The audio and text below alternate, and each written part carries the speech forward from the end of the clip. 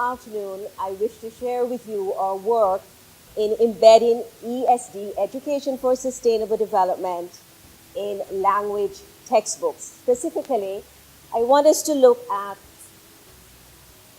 how we can use the power of language, how we can harness the power of language to create a better world.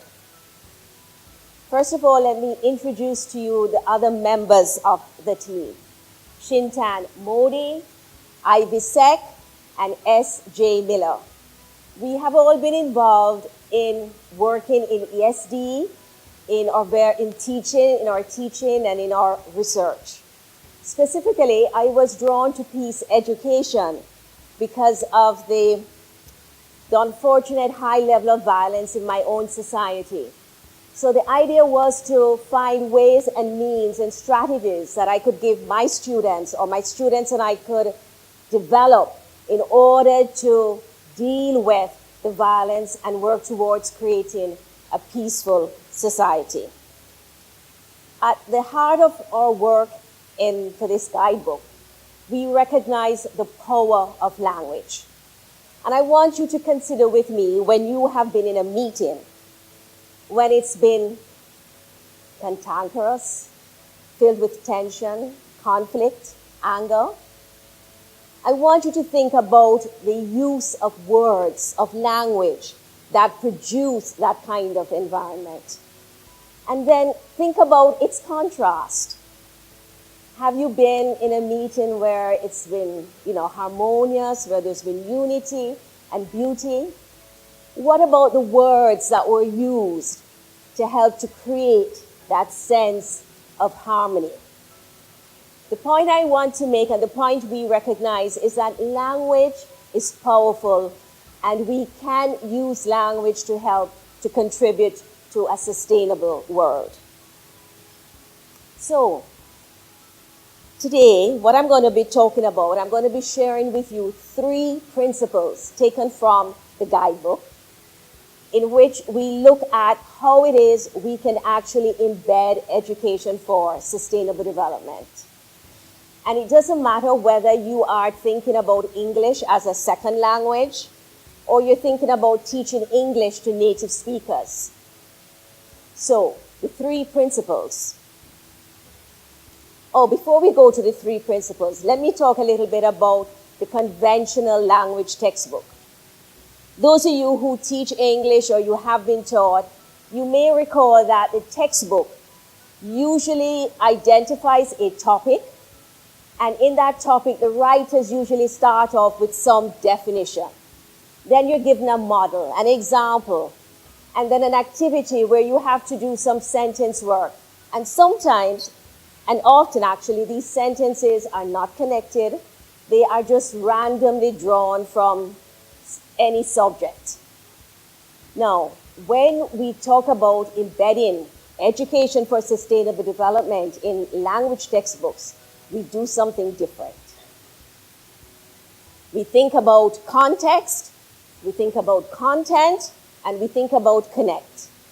Context. We're thinking about the big picture now of creating a sustainable development world. We're thinking sustainable development goals, and we have them all around here. And then we move to content. English, teaching language, there is an open content space, and we can actually input sustainable development issues and topics in that empty content space. And then connect. One of the things we want textbook writers to do is to ensure that what is happening in the classroom is connected with what is outside the classroom, with community, and so that students take action to develop the kind of world we want. I now share with you a particular example from the guidebook. One of the topics we looked at in terms of language, we want to teach our students critical thinking and verb forms. So what do? We think context, sustainable development. This is the world we want. And therefore we think about linking, merging the teaching of that specific language element to the bigger issue of peace and justice. And so our lesson or example there is actually entitled Peace.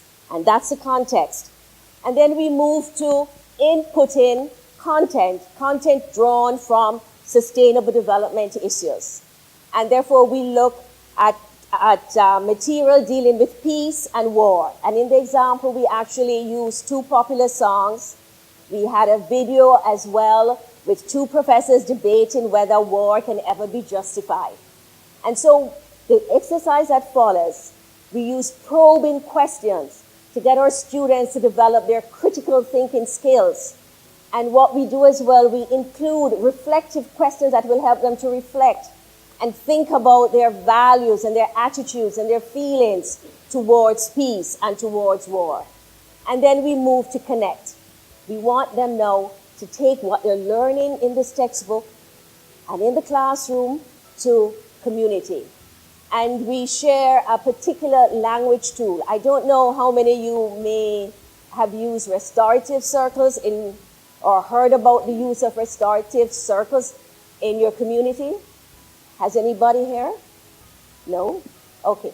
Well, it's a particular strategy in which students are taught to use language in such a way that they can deal well with conflict and with tension.